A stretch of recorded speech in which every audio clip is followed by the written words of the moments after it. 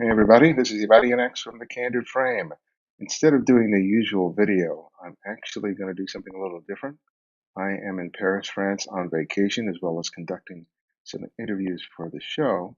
So what I thought I'd do is share one of the images that I've taken during the trip so far and just walk you through my process of editing it in Adobe Lightroom. So, but before I do that, I want to let you know is that I've relaunched my Candid Frame newsletter, and I'm going to be sending out regular updates in terms of what we're doing for the show, the YouTube channel, a whole variety of different things. And as a little incentive for signing up for the newsletter, I'm giving away 3 of the ebooks that I've written previously.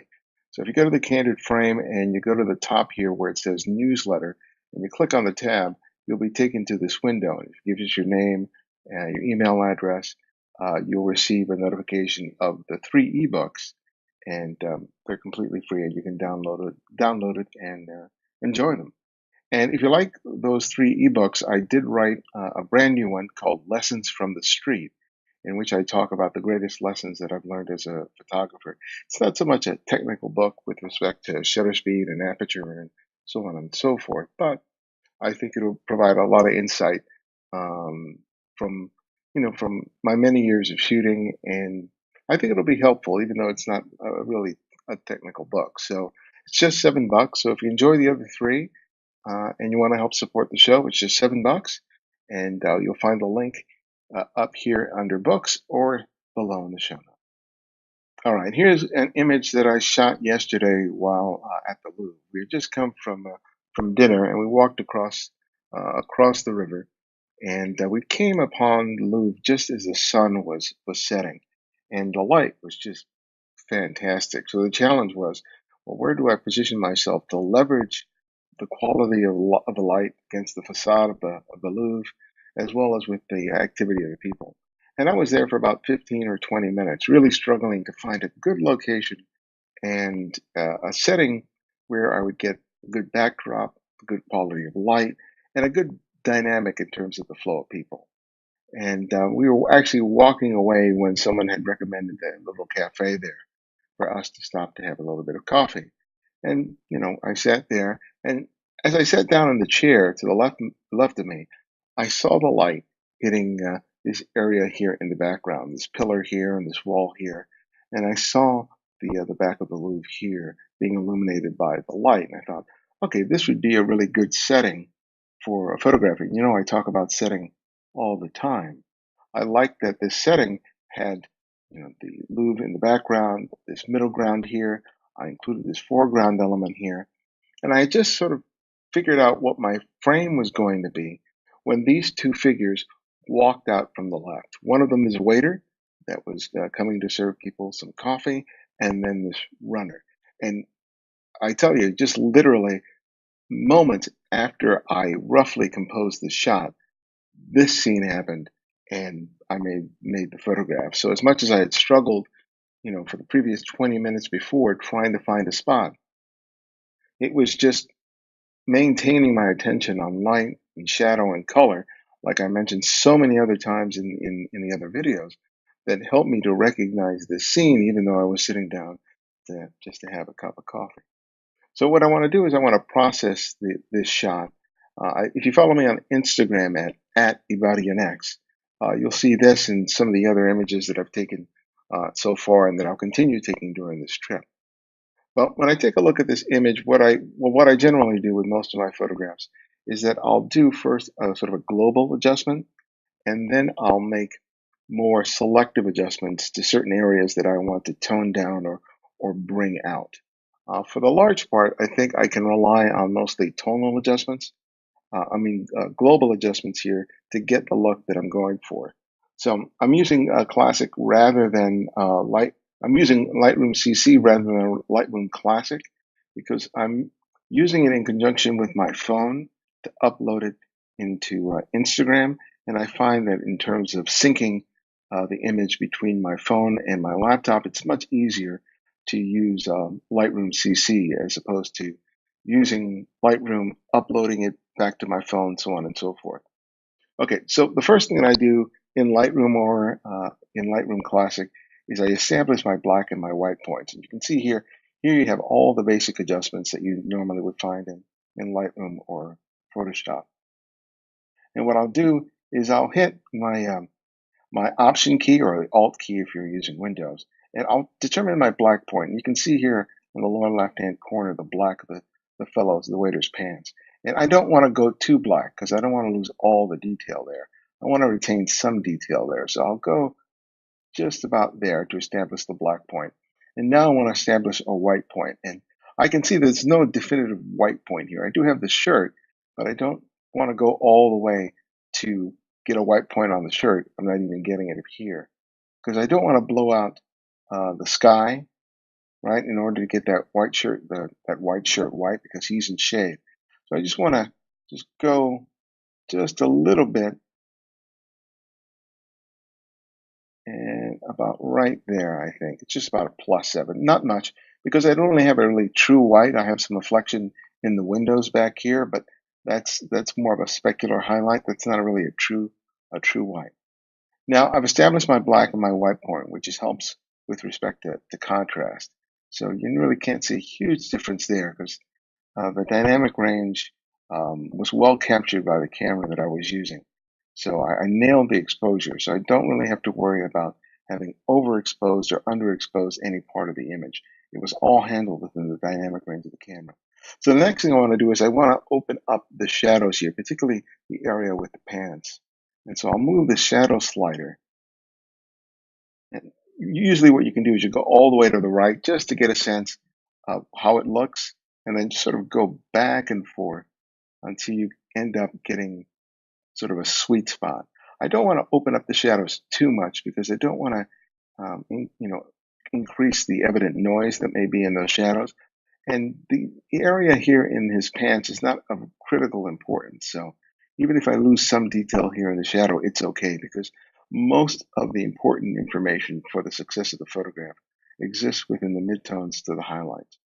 Now, next I want to play around with the highlights, and now I'm just going to eyeball it.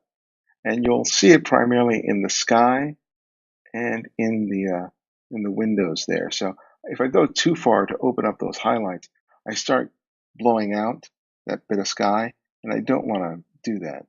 But I want to get just a little more blue, so I'm just gonna underexpose slightly.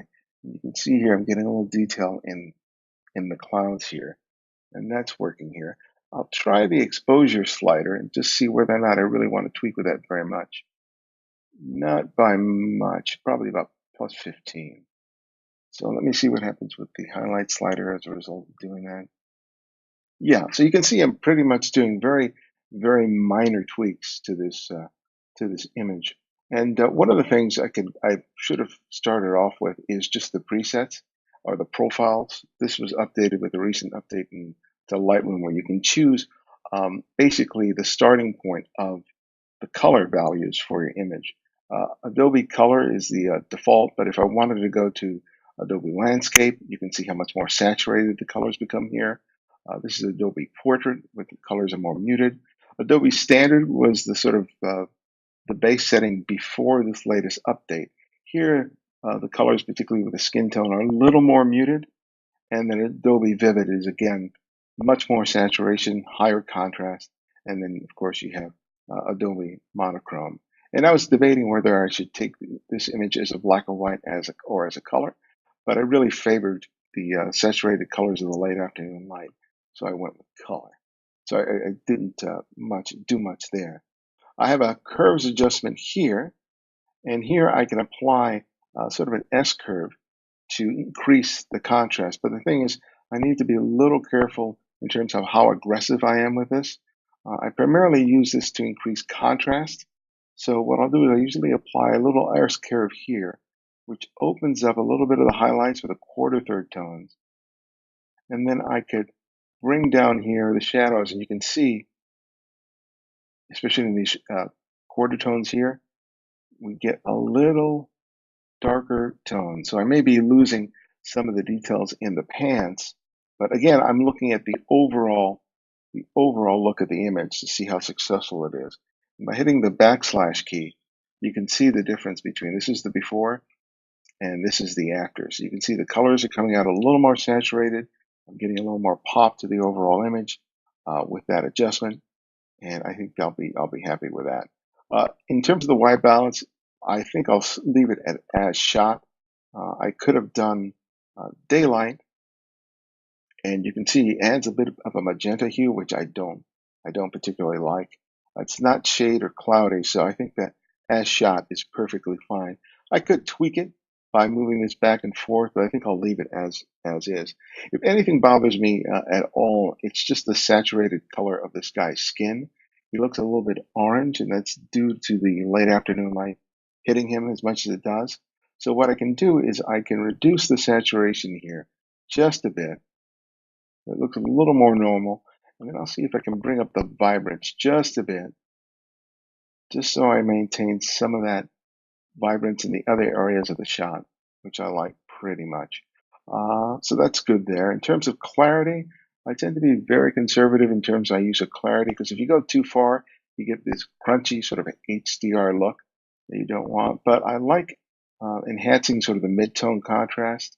And I'm just going to slide this slider back and forth till about there, about -15. And I'll leave the vignette alone. I don't want to introduce any sort of vignette here. In terms of sharpening, the camera default sharpening is about 40. I'm using the Leica Q, which is already sharp as is, so I won't increase that by any amount. In terms of noise reduction and color noise reduction, this image is pretty low in noise, so I'm not having an issue here. So now I've done all these global adjustments, and now I want to sort of localize and isolate the effects to primarily these areas of shadow and to this area of highlight here. So what I'm going to do is I'm going to use the adjustment brush in order to achieve that. I've zeroed out all these controls here, so they're all set to the default of 0. And what I can do is I can hit this plus sign here, and then by clicking on the area in which I want to increase the effect, I can start painting in the effect. So right now, I'm going to increase the exposure, and I'm going to increase the shadow area. And I'm just sort of shooting just at a random number, and I'm just going to paint in this overlay in this area of shadow. And if you hit O on your keyboard, you'll actually see a red overlay that will start appearing on the, here it is. Here's this overlay that shows the area that's actually going to be illuminated. I'm doing it very rough. By hitting the left or right bracket key, you can make the area larger or smaller. So I'm going to get this area here around his pants, his hand, his arm here. It's really good shadow. I'm going to also include some area of his face, because I want to open that up ever so slightly. I don't want to go overboard with it, but I do want just a little more detail there. Okay, so I'll hit the O key, and that will hide the overlay. And then by moving the shadow slider, you should be able to see how much of that area is opened up. You can see it goes really far there and gets this almost HDR effect. And then if you go the other way, it gets really dark. So I want to open up those shadows slightly, but not too much. And I think the exposure is just a little bit too high. Okay, blacks, want to open blacks just a little bit. Just a little bit there. So I'm getting a little better detail there. Now I want to close down that detail if at all possible. So I'm going to hit the plus key again and hit this area here. And again, I'm going to double click on exposure, contrast, highlights, and just reset these because I don't want the same settings that I did before hitting that area. And I know this area is going to need a reduction in both of exposure and highlight detail. So I'm going to paint this here.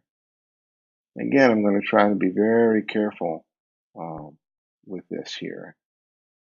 You can already see that that is looking pretty good. So you see the area of pink right there? That's the area I'm trying to influence. So we'll hide that overlay, move the highlight slider all the way to the right, and you can see how much brighter. So I'm just going to bring that in just ever so slightly. And then maybe I'll reduce the saturation just a bit. It does seem a little high.